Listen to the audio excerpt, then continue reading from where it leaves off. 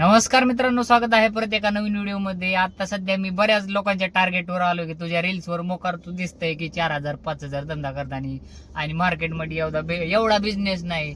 जे लोक नवीन गाडी घेण्याच्या मार्गावर आहेत त्यांचा पण असा गैरसमज व्हायला लागलाय की 4,000 5,000 म्हणजे लाख 1.5 लाख रुपये पगार होतोय आपल्याला महिन्याला, मस्तपैकी त्यातले 50-60 हजार रुपये मागे राहतील असा नवीन लोकांचा अंदाज आहे. तर त्या सगळ्या विषयावर मी ह्या व्हिडिओतून प्रकाश टाकणार आहे. तर काय प्रॉब्लेम आहे, तर विषय काय होतोय की 4,000 5,000 धंदा होतो, पण विषय काय आहे की त्याला करायला किती मेहनत लागते ना, हे लोकांच्या लक्षातच येत नाही. ज्यावेळेस मी लोकलला गाडी चालवतो ना मित्रांनो, अक्षरशः 180-200 किलोमीटर लोकलला गाडी चालते, त्यावेळेस 3,500-4,000 असा धंदा होतो. आणि 180 आणि 200 किलोमीटर लोकलला जर गाडी चालवायची असेल ना, तर पायाची, पोटाची, हाताची काय अवस्था होते हे ज्या लोकांनी पुण्याच्या ट्रॅफिकमध्ये गाडी चालवली ना त्यांना माहित असेल. आणि जे लोक मला रेग्युलर बघतात त्यांना माहित असेल की मी पहाटे 5-6 वाजता जनरली चालू करतो. त्यावेळेस माझा एवढा धंदा होतो. मार्केटमध्ये मी कमीत कमी 14-15 तास थांबतो. त्यावेळेस माझा 3,500-4,000 असा धंदा होतो लोकलला. आणि इंटरसिटीचं म्हणाल तर गेल्या वर्षीपर्यंत इंटरसिटी मजबूत ट्रिपा होत्या, आठवड्यातून 3-4 दिवस मजबूत मुंबईला जाऊन यायचं. पण आता मुंबईच्या ट्रिपा त्या प्रमाणात पडत नाहीत.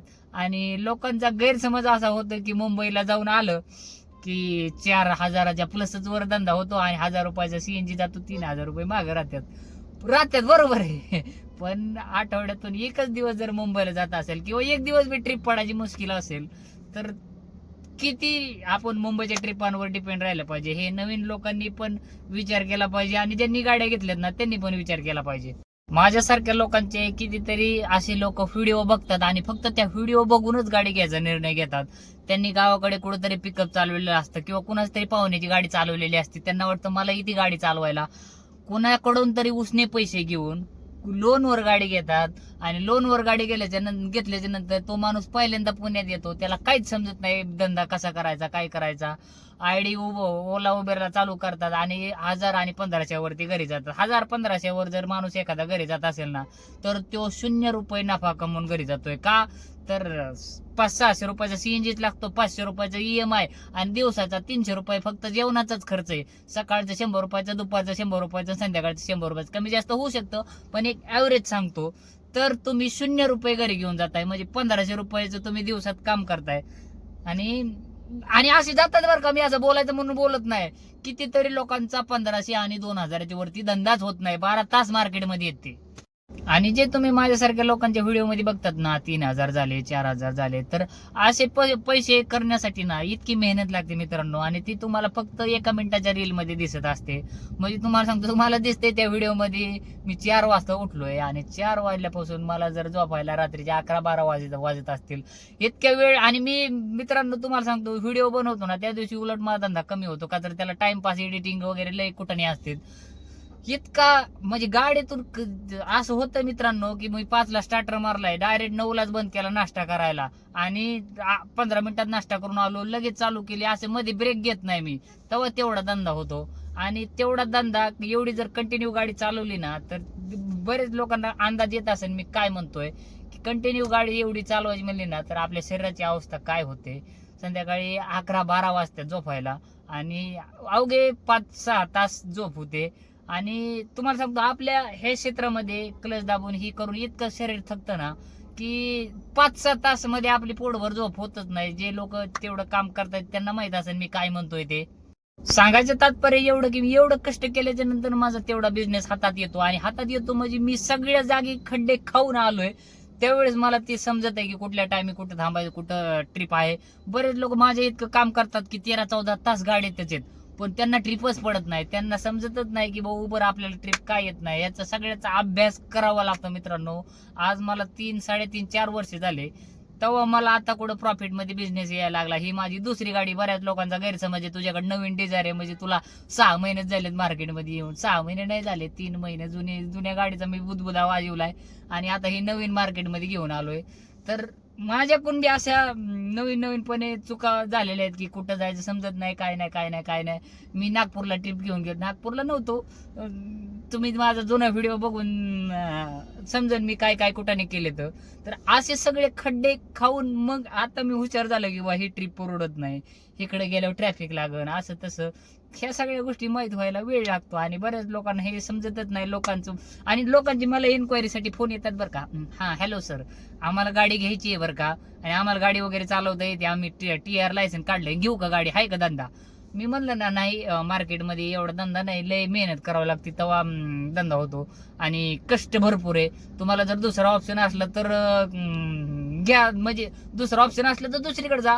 आणि जर 15-20 हजारात काम करीत असलं तर घेऊ शकताय का, तर 15-20 हजारात काम करणार माणूस ऑलरेडी जास्तच कष्ट करीत असतो, त्याच्यापेक्षा त्या मानाने हिथं बरं असतं जरा 4 चाकीत आतमध्ये ओके मध्ये विषय. तर असं म्हणलं ना की त्यांचं असं म्हणणं असतं की नाही आम्ही कष्ट करायची आमची तयारीच आहे बरं का.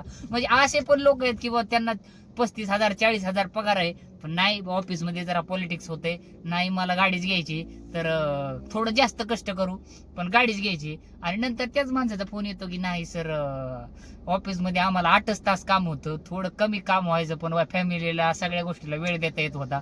आता मी गाडीत जास्त आहे, घरी फक्त तोंड दाखवायला जातोय आणि तरी बी पैसे माग राहणार, असे विषय होतात रियालिटीमध्ये. बऱ्याच लोकांचं म्हणणं असं असतं की बाकीच्यांपेक्षा आम्ही 2 तास जरा जास्त काम करू आणि प्रॉफिट मध्ये येऊ, पण ते बोलायला लय सोपं जातं मित्रांनो. प्रत्येक गाडीवाला गाडी घेण्याच्या अगोदर असंच म्हणतो मी 2 तास बाकीच्यांपेक्षा जास्त गाडी चालवीन आणि बाकीच्यांपेक्षा प्रॉफिट मध्ये येऊन दाखवीन. पण हा प्रत्येक जण बोलतो, पण मार्केटमध्ये सिच्युएशन एकदम वेगळी आहे. तुम्हाला कुठल्या टायमिंगला ट्रिप, तुम्ही मस्त पाठ 3ला येऊन बसलात, पण तुम्हाला पाठ 3ला ट्रिपा तर आल्या पाहिजेत ना, असा विषय. आणि कसं असतं, आता माझं कसं आहे, पाठ 4ला उठतो, 5 पर्यंत मी लॉग इन करतो. मला कधी कधी असं होतं की 7-8 वाजेपर्यंत ट्रिपच वाजत नाही, मग मी एखाद्या दिवशी तसं ऍडजस्ट करून घेतो, लेट पर्यंत चालवतो. आणि विषय काय होतो माझं पण, समाज सांगतो गणित, की बाबा मी सकाळी लेट चालू केलं ना, संध्याकाळी लेट पर्यंत 7-8 क्रॉस झालं की मोकार ट्रॅफिक लागतं. आणि मी निगडी आकुटी साईडला जातो ना, तर घरी यायला मला कधी कधी एमटी यावं लागतं 2-2.5 हजारावर, असे पण दिवस येतात. आणि हे कसं आहे की हे प्रत्यक्षात मार्केटमध्ये आल्यावर समजत, हे व्हिडिओ बघून समजत नाही. कितीतरी वेळेस मी व्हिडिओ मध्ये सांगितलं की तुम्हाला खरंच जर गाडी चालवायची असेल ओला उबरला, तर तुम्ही 2 महिने का होईना दुसऱ्याच्या गाडीवर ड्रायव्हर म्हणून राहा, तुम्हाला सगळं मार्केट लक्षात येईल. पण लोकांची ती नाही, लोकांना म्हणलं ना तुम्ही ड्रायव्हर म्हणून नाही सर आम्हाला दुसऱ्याची चाकरी नाही करायची, दुसऱ्याची चाकरी नाही करायची ना, तर स्वतःची गाडी घेतल्यावर लय असे म्हणजे आता रडायला बी येत नाही, हसायला बी येत नाही, असं होतं. म्हणजे गाडी विकायला बी येत नाही आणि परवडत बी नाही, फक्त जगतोय असा विषय होतो. आणि ही रियालिटी आहे बरं का. कितीतरी लोकांना मी सल्ला दिलाय की तुम्ही गाडी घ्यायच्या अगोदर थोडा मार्केटचा अभ्यास करा, पण डायरेक्ट त्यांनी पेढे द्यायलाच मला फोन केला की या पेढे खायला, आणि परत त्याचा 6 महिन्यांनी फोन आला सर 1 रुपया बी माग राहिला नाही. आणि काल परवा दिवशीच मला एक इरटिकावाल्याचा फोन आला, म्हणला मी सर ट्रक ड्रायव्हर होतो, मला वाटलं छोट्या गाडीत आल्यावर जास्त फायदा होईल, पण फायदा कमी आणि तोटा जास्त झालाय, EMI बाउंड झालाय आणि अवघड आहे. पहिली गाडी जर तुम्ही इरटिगा घेता, आणि त्यांना मी गाडी घेण्याच्या वेळेस सांगितलं होतं बरं का, तुम्हाला जर गाडी घ्यायचीच असेल तर वेगनर डिझायर घ्या, का तर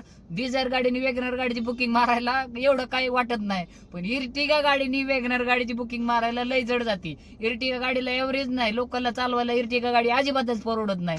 CNG उन्हाळ्यात ती 150 आणि 130चा एव्हरेज देते CNG ला उन्हाळ्यामध्ये. इरटिगा गाडी फक्त आउट स्टेशनलाच परवडते. आउट स्टेशनला म्हणजे काय माणसं इतकं कॉन्फिडन्सने गाड्या घेतात, डायरेक्ट इरटिगा 15 लाखाची खास कोणी, आणि परत नाही म्हणजे सगळं कंपन्यांच्या जीवा, कंपनी आउट स्टेशन ट्रिपा. आता पहिला जमाना लांब राहिला, आता जो प्रॉपर सेट झालेला माणूस आहे ना, त्याला सुद्धा मुंबईच्या रोजच्या रोज ट्रिपा मिळत नाहीत, असा विषय. मी 8.5 लाखाची कॅश मध्ये डिझायर घेतली मित्रांनो, मला पण इरटिगा घेता येत होती, EMI वर इनोवा सुद्धा आली असती. घरच्यांची मला फुल सूट होती, तुला कुठली गाडी पाहिजे ती घे, का तर अगोदर मी 2-2.5 वर्ष गाडी चालवली होती. घरच्यांना बी माहिती पहिल्या गाडीवानी कमवलंय, त्याच्यामुळे कुठली घेतली तरी काय अडचण नाही. पण तरी पण मी डिझायरच घेतली, कॅश मध्ये घेतली बरं का ही डिझायर. मला इनोवा आपलं ही इरटिगा घेता येत नव्हती का. पण मार्केटचा मला अंदाज आहे की आपल्याकडे डिझायरच्या भाड्यांची थोडं म्हणजे कॉन्फिडन्स असतो की मला डिझायर भाडे येतात, त्याच्यामुळे मी डिझायरच घेतली. इरटिगा गाडीच्या भाड्यांची मला कॉन्फिडन्स नव्हता, त्याच्यामुळे मी इरटिगा बुक केलेली कॅन्सल केली. का तर वैयक्तिक मी माणसांना भेटलो, तुमचा किती धंदा होतोय काय होतोय, आणि वैयक्तिक मी स्वतः 2 वर्ष गाडी चालवली असल्यामुळं मला माहित होतं की इरटिगा गाडीचा बिझनेसची कंडिशन काय. आणि जे लोकांकडे इरटिगा गाडी आहे ना प्रॉपर, जे मजबूत धंदा करतात, त्यांना मी विचारलं की तुम्ही किती टक्के ओला उबेर चालवतात आणि किती टक्के प्रायव्हेट बुकिंग मारतात. ते म्हणतात आम्ही इरटिगा गाडी फक्त प्रायव्हेट बुकिंगच्या भरोश्यावर घेतली, ओला उबेरच्या भरोश्यावर जर इर्टिगा गाडी घेतली ना, तर तुम्हाला छोट्या गाडीच्याच बुकिंग मारावं लागणार, आणि ती पण तोट्यावर. का तर ह्या इर्टिगा गाडीचं टायर मागेत, इन्शुरन्स मागे, सगळ्याच गोष्टी मागेत. पण ते लोकांना समजत नाही. लोकांना वाटतं मोठी गाडी म्हणजे जास्त धंदा, जास्त पैसा. तर जास्त पैसा आहे तर घ्या जिरून. हे ओला उबेरचं काम कोणासाठी माहितीये का? ज्यांनी 10-15 हजारावर काम काम करतो MIDC मध्ये, किंवा डिलिव्हरी बॉयचं काम करतोय, त्याला टू व्हीलर वरतीच हिंडावं लागतंय, किंवा कुठेतरी हॉटेलमध्ये वेटरचं काम करतोय, त्याने ह्या गाडी धंद्यात आलं तर काही अडचण नाही. का तर त्यांच्यामध्ये काम करण्याची तेवढी तयारी पण असते आणि ते कामाची व्हॅल्यू पण असते. पण लोक कुठले तयार होत आहेत? ज्यांना 30,000, 35,000, 40,000 पगार आहे, तेच म्हणतायत की स्वतःची गाडी पण होती आणि फिरायला पण भेटतंय आणि पैसे बी होते. तर तसं नाही मित्रांनो. ह्यात जेवढा आपण कमवतो ना, त्यातले 25%च माग राहतात. 25% बी एखाद्या वेळेस राहत नाहीत. EMI जेव्हा गाडीचा संपवतो त्यावेळेस गाडी मेंटेनन्स काढायला सुरुवात होती. म्हणजे ती चक्र फिरतच राहतंय. गाडीचा EMI संपला की लगेच म्हणजे एक नफा असतो ना, तो आपल्याला शोधावा लागतो ह्यामध्ये. आणि मी जे सांगितलं ना की 30,000, 35,000 माणसांनी ह्याच्यात येऊ नये, त्याच्या मग अजून एक कारण आहे. का तर समजा तुम्ही 30,000ची नोकरी करत असाल तर तुम्हाला तिथं 8 ते 10 तास काम करावं लागतं. बाकी तुम्ही फ्री येतो. शनिवार रविवार तुम्हाला सुट्टी मिळते. पण ह्याच्यात शनिवार रविवार सुट्टी नाही, आणि 12, 13, 14 तास मार्केटमध्ये राहावं लागतं. त्यावेळेस तुम्ही प्रॉफिट कमवू शकता. जो माणूस 8 ते 10 तास काम करतोय ना, तो 0 रुपया कमवतो. लिहून देतो मी. एखादा माणसाने सांगावं मी की 8 तास काम केलंय आणि मी लई नफ्यात बंगलाच बांधलाय कोरेगाव पार्क मध्ये, असं दाखवा. सांगायचं तात्पर्य काय की मापापेक्षा जास्त कष्ट करावं लागतं. जे बाकीचे लोक करतात 10 ते 12 तास, त्यांच्यापेक्षा थोडं जास्त करावं लागतं. त्यावेळेस तुम्ही प्रॉफिट मध्ये येता. आणि मी पण प्रॉफिट मध्ये काय आहे मित्रांनो, की मी गाडी एकदम व्यवस्थित चालवतो. अजिबात मेंटेनन्स नाही, काय नाही काय नाही. तुम्हाला सांगतो, गाडी माझी 90,000 किलोमीटर झाली आतापर्यंत. मी ब्रेक पॅड सुद्धा साधे चेंज केले नाहीत. क्लच प्लेटला काय प्रॉब्लेम नाही, कुठं नाही काय नाही. तेव्हा मी प्रॉफिट मध्ये. बऱ्याच लोकांना नवीन नवीन गाडी चालवा येत नाही, पहिल्याच महिन्यात ठोकतायत. EMI चालू आहे, तिकडे बंपर बदलायला तो पार्ट भेटणार आहेत, मग 15 दिवस गाडी उभाची झाला, EMI बाउन्स, असे विषय ऐकायला येतात आणि मी रोज ऐकतो. म्हणून सांगतोय, नवीन लोकांना गाडी घ्यायच्या अगोदर हे काय माहित नसतं की पार्ट एखादा अवेलेबल व्हायला 15-15 दिवस लागतात. आणि 15 दिवस एखाद्या पार्ट वाचून जर गाडी उभा राहिली ना, गाडीची हेडलाईट भेटत नाही म्हणून गाडी 15 दिवस उभा आहे, तर गाडीचं EMI चालून गाडी उभा, असा विषय होतो. तुम्ही गॅरेजला जाऊन विचारा. म्हणजे बऱ्याच लोकांना हे असं, हा ठीक आहे ना, मग असं असं होतं की तेवढं होईल ऍडजस्ट. तुमची तेवढी तयारी पाहिजे, तेवढं कॉम्प्रोमाइज करायची. आता म्हणजे आमचं कसं आहे की आम्हाला नोकरी लागली तर 8-10 हजाराचीच लागत, त्याच्यावर कुठं लागायची नाही. त्याच्यामुळं आम्ही नोकरी करायच्या भानगडीत पडत नाहीत. जर मला समजा 30, 35, 40 हजाराची नोकरी लागली तर मी लगेच जातो, जॉईन होतो. पण सांगायचं तात्पर्य असं की मापापेक्षा जास्त कष्ट करतोय म्हणून इथं सुखी आहे. आणि सुखी बी नाही की आता काय माहिती मी सकाळी 4ला आलोय, घरी कितीला जातोय. मी हे सगळं एवढं जोर लावून का सांगतोय? का तर लोक एवढे डोळे दाखवून गाड्या घेतात मित्रांनो. त्यांना काहीच माहित नाही गाडी कशी घेतली पाहिजे, कसा धंदा केला पाहिजे. म्हणजे तुम्हाला एक उदाहरण सांगतो की असे मित्र, जे सबस्क्रायबर मित्र भेटायला येतात ना, त्यांना विचारत असतो तुमचा किती धंदा होतो, कोणची गाडी घेतली. तर बऱ्याच लोकांनी पहिल्यांदाच गाडी घेतलेली असते, टॉप मॉडेल गाडी घेतली, टॉप मॉडेल ओरा. हा, पहिल्या 3 सर्व्हिसिंग फुकटच असते. तरी सर्व्हिसिंगचं पहिल्या सर्व्हिसिंगचं बिल किती आलं? 6,000 बिल आलं हो. लई झालं. अरे पहिली सर्व्हिसिंग फुकटच असते. माझ्या 90,000 किलोमीटर झाली, 3,000च्या वर आतापर्यंत बिल नाही आलं. मी सगळं ऑइल चेंज, ऑइल फिल्टर वगैरे सगळं चेंज करून, वॉशिंग करून 3,000च्या आतमध्ये सर्व्हिसिंग होती. आणि तुमच्या पहिल्याच सर्व्हिसिंगची जर शोरूमला फुकट सर्व्हिसिंग असते तरी बी 6,000 बिल. असं झालंय बरं का मित्रांनो. किंवा तुम्ही म्हणताय तू हवेत बोलतोय.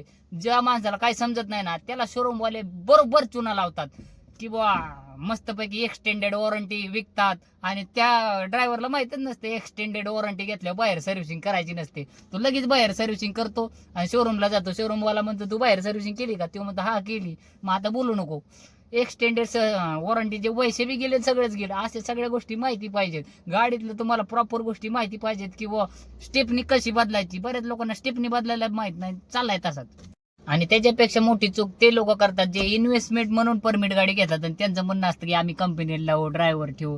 तर असं वैयक्तिक तुम्ही, मला माहित नाही घेतात का नाही असा इंटरव्ह्यू कुणाचा, पण वैयक्तिक असं रोडवर जायचं, त्याला म्हणायचं तू मालक का ड्रायव्हर आहे आणि तुझा किती धंदा होतो, महिन्याला किती सेव्हिंग राहते, लगेच लक्षात येतं. लग बाय चान्स एखादा ड्रायव्हर जर ओव्हर टाइम करणारा असला, त्यांनी टायमिंग नाही बघितलं आणि तू मालकाला जर इमानदार लागला तर 100तून एखाद दुसरी गाडी प्रॉफिट मध्ये येते ड्रायव्हर ठेवून, बरं का. नाहीतर मग सगळ्या गाड्या ड्रायव्हरच्या भरोश्यावरती 2-3 वर्षामध्ये विकायला येतात, काही काही तर पहिल्याच महिन्यात विकायला येतात.